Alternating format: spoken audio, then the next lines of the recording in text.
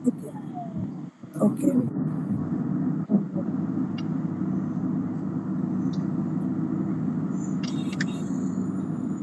Good evening, everyone. A very warm welcome to everyone on behalf of ISRO Space Tutor and KIYE.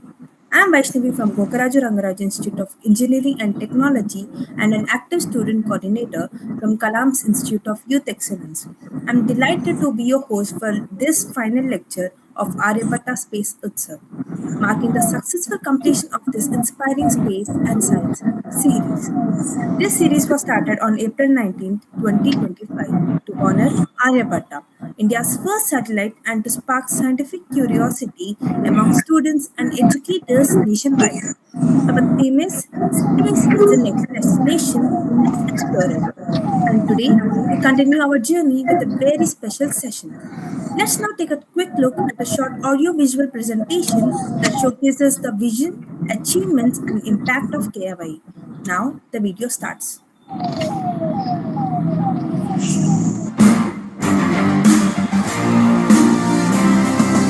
नाम नहीं एक जश्न है भारत, रग रग में है जीत की आदत, ऐसा हुनर दुश्मन भी सलामी दे। तू सूरज हम तेरे उजाले, तुझसे जुदा नहीं होने वाले, आखिर तक हम सफर तिरंगे के। जय हिंद जो नस नस में है, हर बाजी फिर बस में है, जिद ठान के हिंदुस्तान बोले। सुजलाम सुफलाम मलयज शीतलाम सस्य श्यामलाम वंदे मातरम। सुजलाम सुफलाम मलयज शीतलाम सस्य श्यामलाम वंदे मातरम।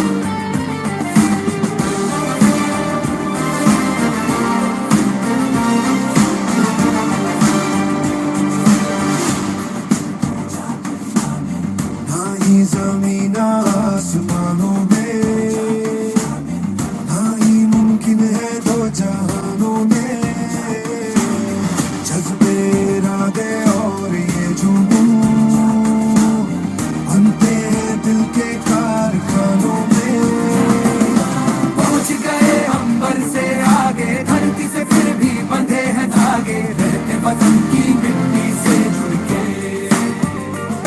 जय हिंद जो नस नस में है, हर बाजी फिर बस में है, जिद ठान के हिंदुस्तान बोले। सुजलाम सुफलाम मलयज शीतलाम सस्य श्यामलाम वंदे मातरम। सुजलाम सुफलाम मलयज शीतलाम सस्य श्यामलाम Vande Mataram.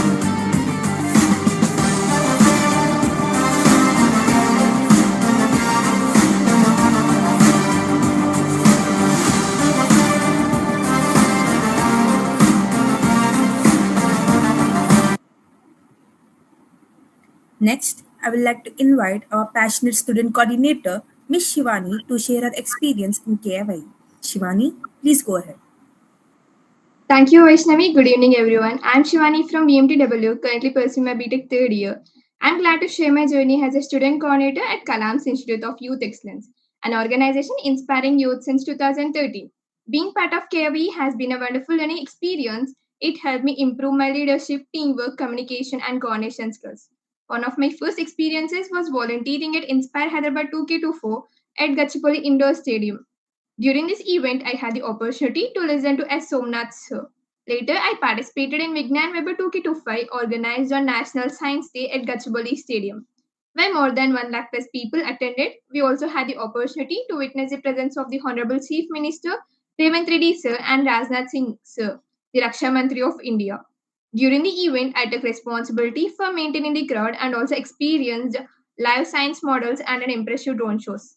Another memorable event was the Kalam Space Convention 2K25 at GMR Arena, Shemshabad, conducted on the eve of APJ Abdul Kalam's birthday. For the first time, we got the opportunity to see astronaut Subhash Shukla sir in person.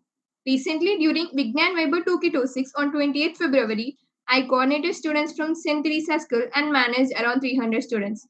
It was a wonderful experience seeing the excitement while learning about space science and observing innovative scientific models. The event was honored by the presence of Sri Subhash Shukla sir and several scientists. To these experiences, KYE has given me great opportunities to learn, volunteer, and grow. I truly encourage every student to join KIYE and explore their potential. Finally, I would like to express my sincere gratitude to our chief mentor, G. Satheesh Reddy Garu, Naresh Indian sir, and ISRO family for their constant guidance and support. Thank you, Jai Hind.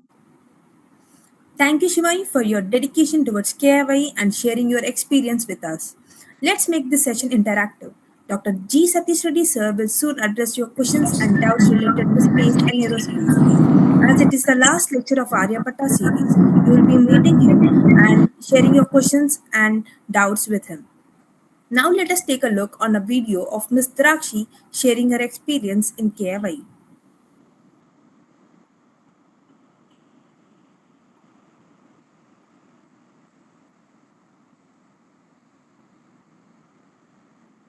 Hey everyone, I am excited to share my journey with KIYE Kalam Institute of Youth Excellence. From being an audience member to becoming a student coordinator, KIYE has helped me learn, build confidence and develop teamwork skills. I have even met inspiring personalities like ISRO Chairman Somnath sir. What I love about KIYE is its focus on personal growth and nation building.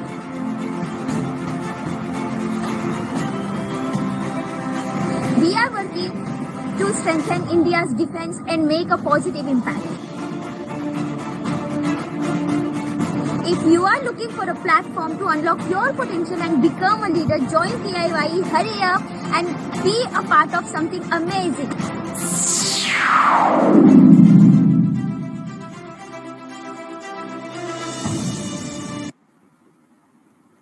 That was a motivating video by Ms. Drakshi. Now comes the highlight of today's event, the moment we all have been waiting for. To transform dreams into achievements and vision into actions requires a hero. And today, we are privileged to be in the presence of one.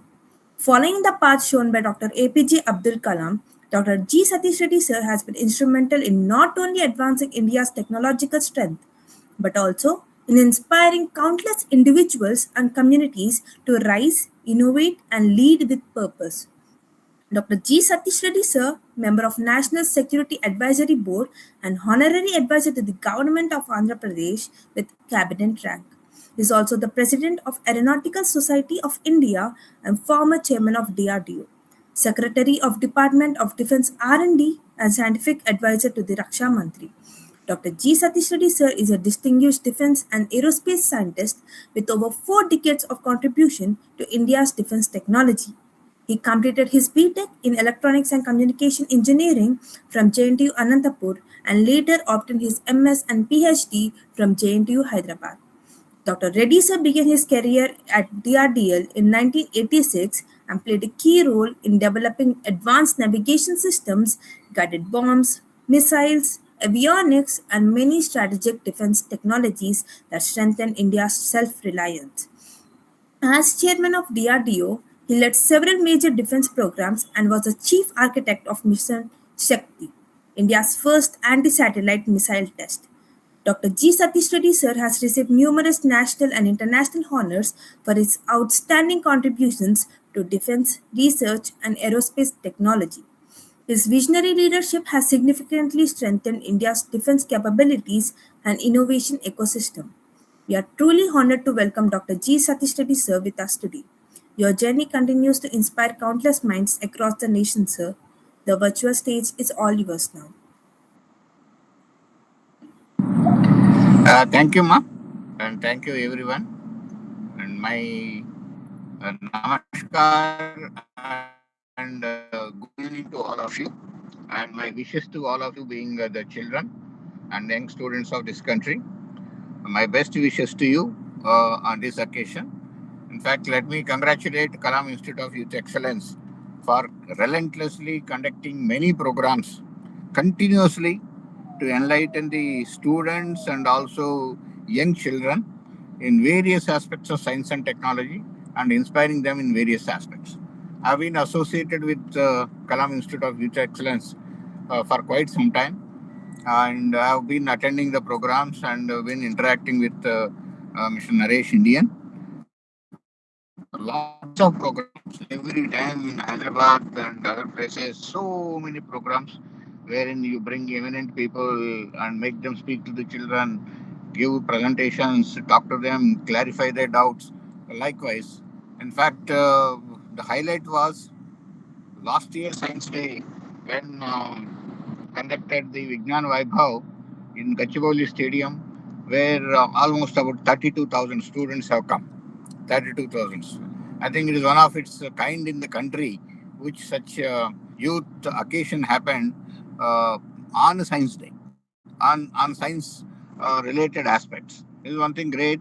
And so the Defense Minister of the country and the Honorable Chief Minister of the country of the Telangana state have come and blessed the students, and many programs, lots of exhibitions have happened.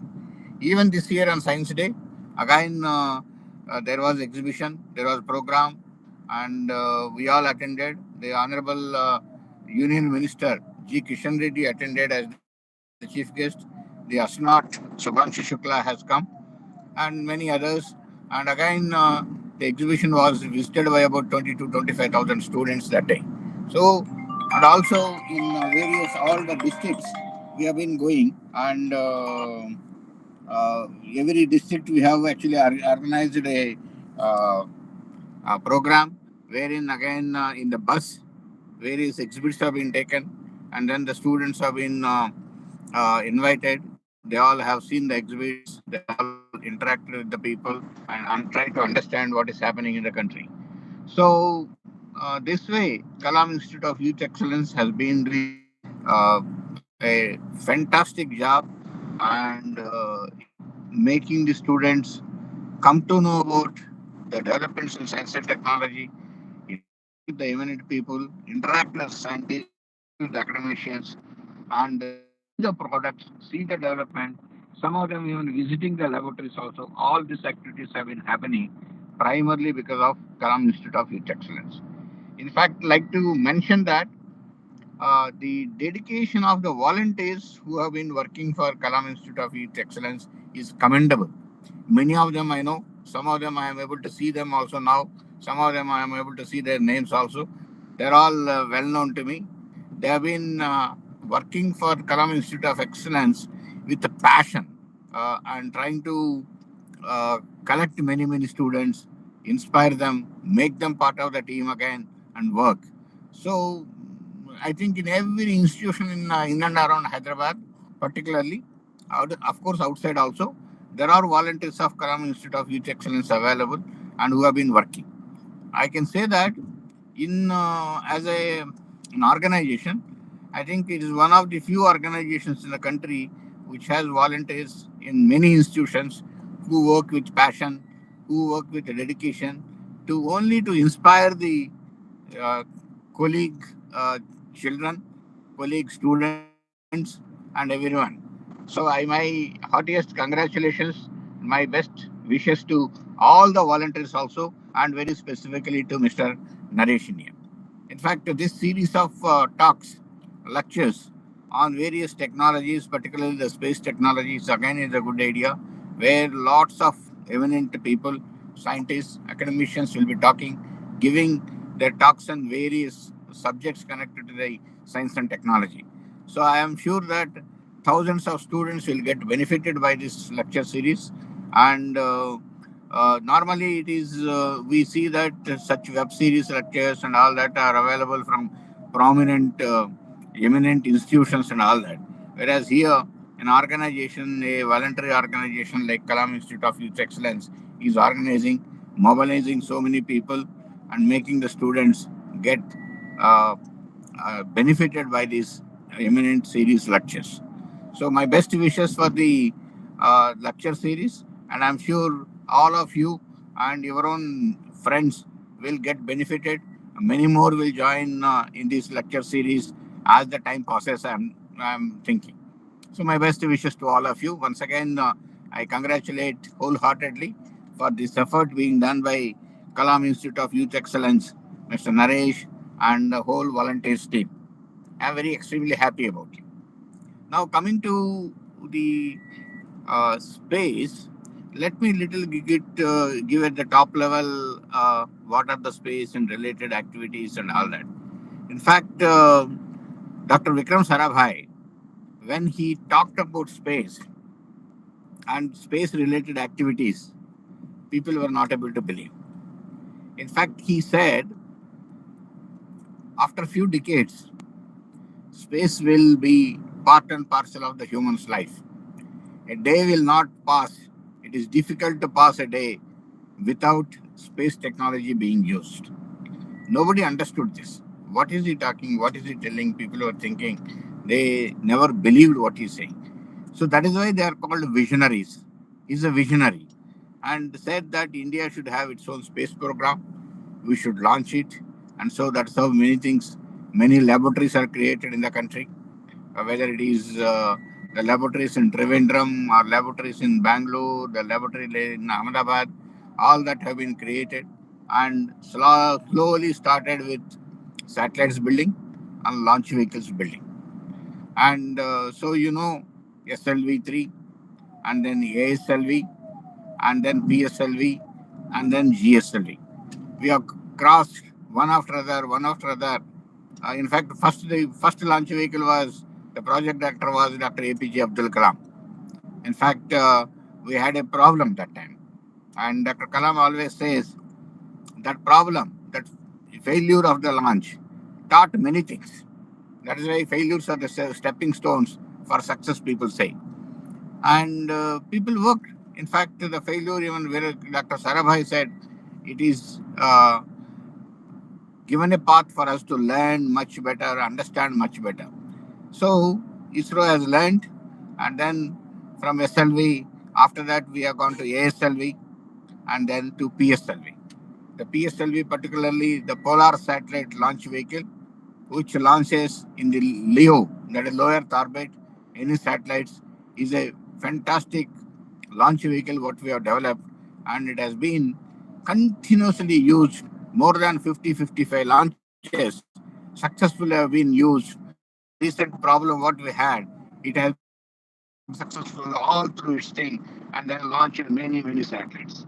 The same PSLV has been used to launch student satellites, commercial satellites, international satellites, our own communication satellites, weather satellites, education satellites, our own communication satellites, and all that also has been used to launch. In fact, at one go, there were 108 satellites launched through PSLV. So that is the type of it. It has become a workhorse for Indian space program. And the same PSLV in a slightly different configuration has been used for Mangalyaan. It has gone through Mangalyaan mission and went through later for the Chandrayaan also.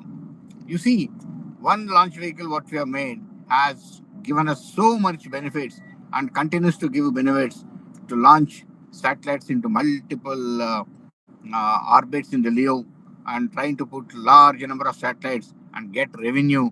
And it is one of the launch costs of using the PSLV is the lowest in the world. The launch cost of a satellites with the PSLV is very low. So such things what our scientists could develop. And after PSLV, we have to have our own launch vehicle for geostationary. We were using the French Guyana uh, uh, launch vehicles for launching our geostationary or geosynchronous satellites. So we needed a technology called cryogenic technology for making launch vehicles. And we were dependent on the outside the country. People thought we should not allow India to have that technology, and we should not be allowing them to come up with this type of launch vehicles, and let us try to stop them. There were many efforts, and then people finally stopped getting that cryogenic engine for us. So I always say that it is a blessing in disguise, and I say that it is good that it has happened, good that people have not given, because you are not given, so we could develop it ourselves. Our own scientists struggled, worked hard, and gone through all the things and developed this technology, and we made our own cryogenic engine. So that is how our GSLV has come, geostationary launch vehicle. So we are able to launch our own satellites into the geosynchronous or geostationary orbits, and we have become in the world one of the very few countries which have these capabilities to launch into geostationary. And then we expanded. We have now started launching big satellites, large satellites of 2 ton, 3 ton, 4 ton, and all that, and with the heavier payloads. So we have developed the propulsion technologies, motors, 2 meters, 3 meters, 2.5 meters motors, and all that, cryogenic engines, and lots of ecosystem in the country. There are huge number of industries which have come in the country who work for it, and so we are able to make one PSLV every month and launch it and all that sort of a thing. We have got the capability. Similarly, we developed multiple satellites, multiple satellite buses, and varieties of sensors, whether it is cameras, visual cameras, or IR cameras, or talking about various weather related satellites, or education related satellites, and communication related satellites, and some of the communication for the military application related satellites. Large number of satellite technologies we have developed, and then we could launch them and making India completely self-reliant in the safe domain, in the space domain. In fact, we also world has recognized, and we have given the world many of these things which we have learned through our own technologies what we have developed, like the first moon mission. So much of data we have generated, which even United States of America's NASA and people have used this data. So likewise, a lot of things we have developed here, which world started recognizing and world started using the type of data and started using our own launch vehicles for launching their own satellites. This is the way the space has grown and continuously growing now. Now we are going to have our own human beings sent into the space. This is the mission what we are having, Gaganyaan. So Gaganyaan mission in the coming couple of years, we are going to have through our own launch vehicle, a human being will be sent into the space. This is the Gaganyaan. That is in part of it only. The astronaut, what you people have seen, Subhanshu Shukla has gone through into the space mission through the outside the country launch vehicles and related things. It's an experiment, and then the same people will go through our own launch vehicles also. And then after that, we are going to have our own space station. So we'll also have build our own space station, and we'll have India's space station in the uh, in the space.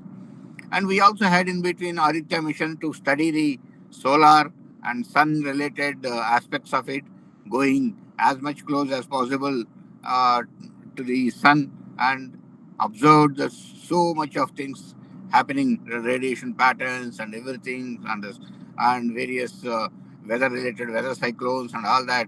All those things have been observed in the sun. So this is the type of a exercise what has gone in the country and made country completely proud and stand tall in the world, and in the space domain we have become unique. Now after this, what has happened in the last couple of years, last few years, the Honorable Prime Minister Sri Narendra Modi ji made it that space should be made open to everyone, and everybody should be able to make space vehicles, satellites, and related technologies, and then should be able to launch from Sriharkota is the vision what he had, and he has implemented that. With that, large number of startups have come up in the country who are making launch vehicles, who are making satellites, who are making payloads, and many things. Now they have proven their capabilities. They have proven their launch vehicle capabilities. They have proven their satellite capabilities. They have proven their payload capabilities. With this, they started even getting contracts also, both national, international contracts also. Young children who have passed out of the colleges, who have passed out of the their own engineering degrees or something like that, and then started the startups and making these technologies available to the country and to the world. World has come to them. World is funding them, and they have recognized the capabilities, technologies. First of its kind technologies. What world has not seen technologies, type of technologies started developing in the country. Whether you talk about Skyroot or Shiva or Bellatrix or talking about Digantara or talking about XD links, You talk about many things. So many companies which come out with many of the technologies they could develop, successfully demonstrate, and that's how they got many contracts from the Indian government and outside the country. There are lots of countries abroad, developed nations, Europe, USA, they're all coming and giving orders to these people to develop this thing and produce these things and start up a satellite related and they're giving advice. Imagine 28, 29 years old boys are having startups which now value a few hundreds of crores. So that sort of a technology has been developed and MSMEs and large industries also in the country have participated in this and so the supply chain could be completely established in the country and now we are almost except that some of the components like semiconductors and all that we don't import anything from outside. We are making ourselves completely ourselves. So this is what as the space journey has gone in and going ahead onwards. At the same time, space has become the fourth dimension of warfare in the military domain. Military started using the space in a big way. See, normally the three dimensions of warfare are army, air force, and navy. Later, now the fourth, the space has become the fourth dimension. Space is used for the warfare in a big way. In fact, if there is going to be a war between the two countries, the first thing what happens is launch a satellite and put some payloads and observe what is happening. Where are the radars? Where are the tanks? Where are the guns? Where are the radars? Where are the troops? How the troops are moving? All that you completely observe and map it. This is the first thing is being done. That is why space is become the fourth dimension of warfare. Space-based surveillance has become utmost important. In fact, one more thing I forgot to tell you is space has become very important in each and every part of our social life is with the PNT technology, position, navigation, timing technology. We are using the GPS type of a thing, technology in a big way, and where every day maps and even routes, everything is being used GPS and related things. In that, India also has come out with its own navigation technology called Navic. We also launched our satellites and our own satellite communications using these navigation satellites are available, which we can have like GPS from America, GLONASS from USA, or the Beidou from China, and IGNOS from Europe, and these sort of things India also has got. And that is one more thing which has become part and parcel of everyone's life today. I don't think anybody who has got a active mobile today is not having maps and the location you send it using that maps, using the GPS, you guide them. So this is how. Same way now in the military, now there are military domains. People are launching hundreds of satellites for multiple activities. Not only visual camera, nighttime activities to see IR cameras, to see the missile launches, to see the aircraft movements. Lots of such things have been launched. And similarly, there are special parts which are developed in the space, like it's called ELINT, electronic intelligence. Electronic intelligence is a payload which can detect any radar emitting any signal.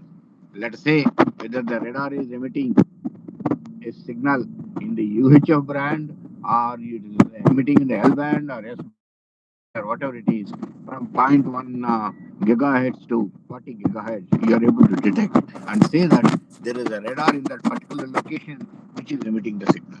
This is called errant payload. And that is a technology which has been developed with multiple satellites traveling in a group. Similarly, there are payloads called signal intelligence, called SIGINT. Signal, any signal of electronic nature, it picks up and analyzes that signal and says whatever signal it is, why it is being given. Similarly, communication intelligence. The complete communication, what happens in the warfare, with the military communications, you can monitor it using the communication intelligence satellites. This is one more technology which has come. And then there are multiple other technologies like hyperspectral images. You put hyperspectral images hyperspectral payload and have hyperspectral image, and you can air, underneath the air, and all that. Similarly, there's something called synthetic aperture radar. These are all both. These things are used for detecting various things like mines and other things, also, which they can be used using these technologies. So these are all the technologies which are. With this, what is happening is there are technologies which are called anti-satellites. Suppose any satellite is there, you don't want the enemy to have the capability of observing you, you kill that satellite. So India has done such a test as a demonstration, technology demonstration, because India believes that space should not be made a war zone. So, but we wanted to show the technology. It is the Honorable Prime Minister Narendra Modi's vision that we should have an anti-satellite mission done, and the country should demonstrate to the world. He has directed us that do such demonstration. So we have launched a missile and gone and hit a satellite very accurately with 3 centimeters accuracy, which is rotating the low Earth orbit, and then accurately and killed the satellite. So India is one of the fourth countries after Russia, America, and China. India is the fourth country which has demonstrated it. There are many countries which are attempting to have anti-satellite capability. There are multiple mechanisms. There's something called co-orbit. There's something called robotic arm. There's something called lasers. There's something called electromagnetics, and all that are being used in the space domain to kill the satellites and all that. So there are all varieties of such technologies which are coming. Now, over and above that, now they are looking for different orbits. We are now working in low Earth orbit. There are people are trying to work MEO, medium Earth orbit. There are people trying to work on very low Earth orbit, which probably at about 250 kilometers or so, satellites you can have. For that, propulsion technologies are being developed. There is a company here which has developed the propulsion technologies which is required for satellite to be in 250 kilometers orbit. So these technologies and all that are being developed by our youngsters, young children here in the country, and we are coming out with varieties of orbits-based things. Suppose you imagine that 600 kilometers I am able to see with a resolution of 25 centimeters image, and same thing if I go to 250 kilometers, my resolution is much better. Same thing, the capability in electronic intelligence or signal intelligence or communication intelligence and all that, my hyperspectral resolutions, all that will improve in a big way. So these are all the capabilities with this type of technologies. So these technologies are being developed by our own youngsters. So you people, youngsters, should get inspired with this story, with the success story, with the great story, and with the success of our own young brothers of you who are just very young, who are also maybe seniors to you by 3 years, 4 years, 5 years, and they're all demonstrating the capabilities of India to the world like this. It is time now, you youngsters, now who come out of the colleges now, who come out of your own education institutions, should also come out with very innovative technologies, innovative capabilities, and then show the innovative technologies, demonstrated them, and make the world attract towards India. That is the way India will stand tall in the world. India will become very prosperous, and everybody comes to India, and India's technologies are taken, India's capabilities are utilized, and all of the whole country becomes very prosperous. And in fact, individually, all of you will benefit, individually, all of you will grow, individually, you will all excel, and once you excel, your team will excel, your institution where you are there will excel, or your own city will excel, and overall the nation will excel. This is what actually Kalam said. If individual excels, it slowly makes the country excel. So you people should think in that direction and work deep-rooted science and technology, look into the deep-rooted science and technology, get into depth of science and technology, and work on what innovations you can come out in this domain. Make India number one in the world in the space technologies. This is what my message is to you, and my best wishes to you. And I'm sure that all of you will get benefited with this message, with the journey of the space, with the vision of Dr. Vikram Sarabhai, with the vision of Dr. APJ Abdul Kalam. You will be able to take this country to a number one country in the world and make the country 2047 a Viksit Bharat. That is the dream of our Honorable Prime Minister Sri Narendra Modi ji. Jai Hind. Namaskar. Jai Hind, sir. And thank you, sir, for the deep insight and inspiring talk. Sir, we truly appreciate the way you shared examples like 21 years old starting a venture, war zones, radars, and sensor technologies. It was incredibly motivating and relatable. And also, sir, we are truly support your message that's saying space should never become a war zone. Your words have inspired us to believe that age is no barrier to innovation and that we too can take bold steps towards building something impactful. Your words add value to young minds' future. Now, I request our guest, Dr. G. Satheesh Reddy, sir, to take few questions from our students and audience. We now open the floor for a short Q&A session. If you have any questions, please drop them in the YouTube live chat and we'll address a few questions right now. Sir, we are having few questions. Please open the door for the answers that is questioned by our audience. Sir, the question from Hasini. Sir, what are the key pathways to join ISRO and DRDO? How important is GATE? And what is the advice do you have for students from Tier 2 by 3 colleges? Firstly, there are multiple mechanisms by which you can join ISRO and then DRDO. ISRO has got one thing is their own institute, which has been established, Space Institute, and some of the students who pass out from them are taken. And there are also people taken from outside the institute also, and that is through interviews, and there are advertisements, apply the advertisement, and then go through the process and get selected. This is one thing. Second, coming to DRDO more or less every year advertises, and again the process, you go through the process and get through the interview and get selected. After the interview you are clearing it. There are about 150 to 200 people, or maybe at times 400 people are taken every year, and you can join through that. This is again the mechanism of joining DRDO.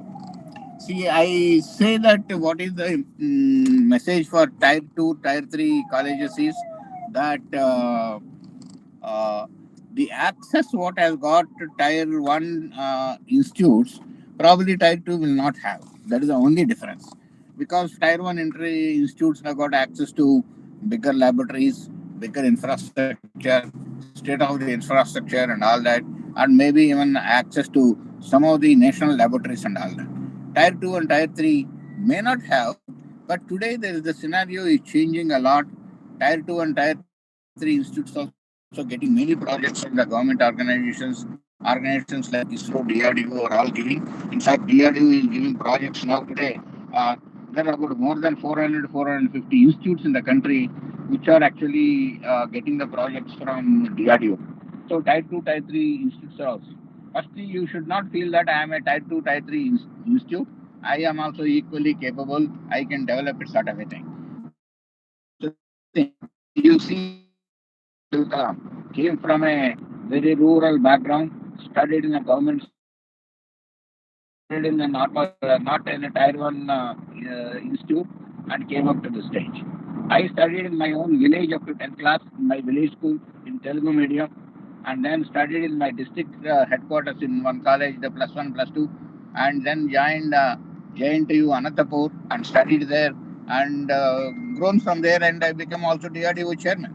So it is not the institute, how you think yourself, how you ignite yourself, and how progressively your thought process is, how you get connected to various eminent people in the country. That is what matters, and that's how you will be able to be a very successful from whichever institute you come from. Next step. Yes, sir. Sir, from Mokshita SPR School, Nalgonda. How is AI changing the way we design missiles and drones today? Can you repeat? How is the How what is is AI changing? changing the way we design missiles Oh, and yeah. drones today? Okay. Right, understood. See, AI has become a tool in each and every aspect, in each and every technology, and each and every way product. So AI is entering into every domain possible. It's like what in 1980s when the software started entering into the life. And within about 10 years, 15 years, software has become entered into the part and parcel of life. Similarly, AI is going to be everywhere. AI is going to be a much, much, much better tool than what software was in 1980s and 1990s. And that is how it is going to be. So same way, AI will be entering into missiles, AI will be entering into bombs, AI will be entering into the warfare also. Every product will have its own AI, and the product behaves like an intelligent product. It's a much better than a dumb product, or it is a predefined active product.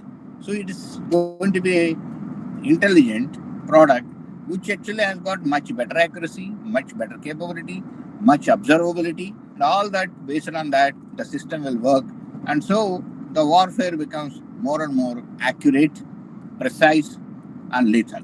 This is what is going to be. Thank you, Next. sir.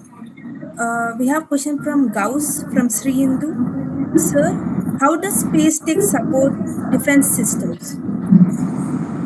I think I mentioned that during my talk itself.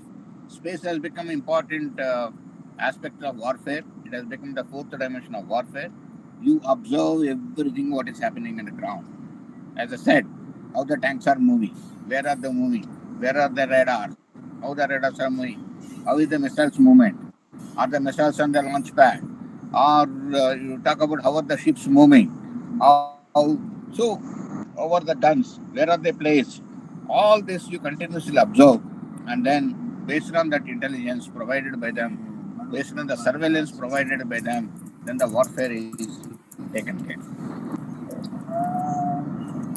Sir, Next. we have few questions in the meet itself. So I introduce Varsha to present her question. My feeling is this with the next question we'll have a stop because you must have seen reaching the destinations aware. So we will be stopping the questions. If required, the questions can be sent later. We can answer them and send it to them also. And Okay, sir. anyway, large number of participants will be there. Lots of questions may be there also. Yes, sir. Thank you so much, sir, for encouraging young minds by giving answers to their questions. And I also thank each and everyone who showed interest in today's session by asking questions. As we come to this close, remarkable session, I invite Miss Siri to present vote of thanks. Miss Siri, over to you. Thank you, Vaishnavi. Good evening, everyone. I'm Siri, BTech graduated Aeronautical Engineering, and it is my great privilege together with organizing team of Aryabhata Space Lecture Series 12 to convey our sincere appreciation and deep respect to our respected esteemed speaker, Dr. G. Satheesh Reddy Garu, former chairman of DRDO. Sir, we truly honor by your presence and are grateful for the inspiring, motivating series you have delivered today. A special thanks to Dr. V. Narayanan, Chairman of ISRO, and Dr. Prakash Chauhan, Director of NRSC ISRO. For their constant guidance, mentorship is continues to inspire the KY Foundation and Aryabhatta Space Lecture Series. This series is a powerful reminder the space is the next destination. Let's explore together. Before I conclude, I warmly invite everyone to stay connected with us for upcoming inviters.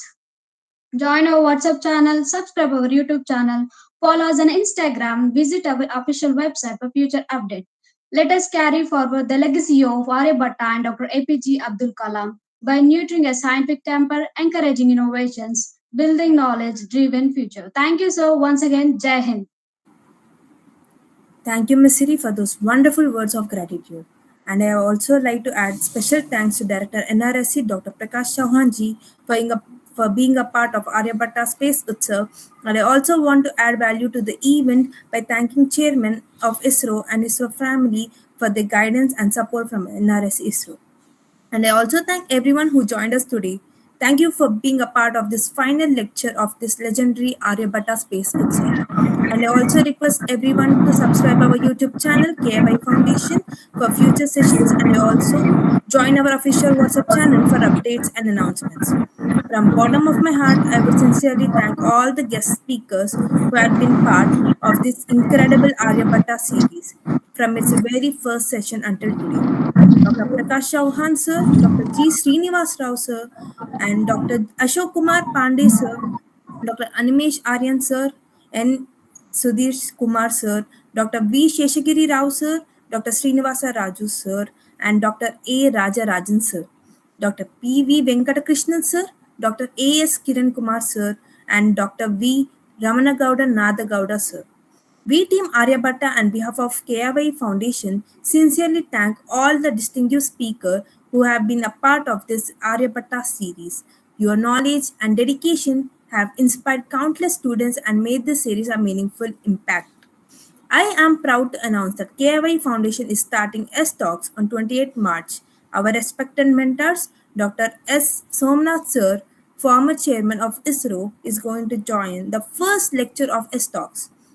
This is truly once in a lifetime opportunity to hear directly from a leader who has shaped India's space journey. S Talks, S means science and technology.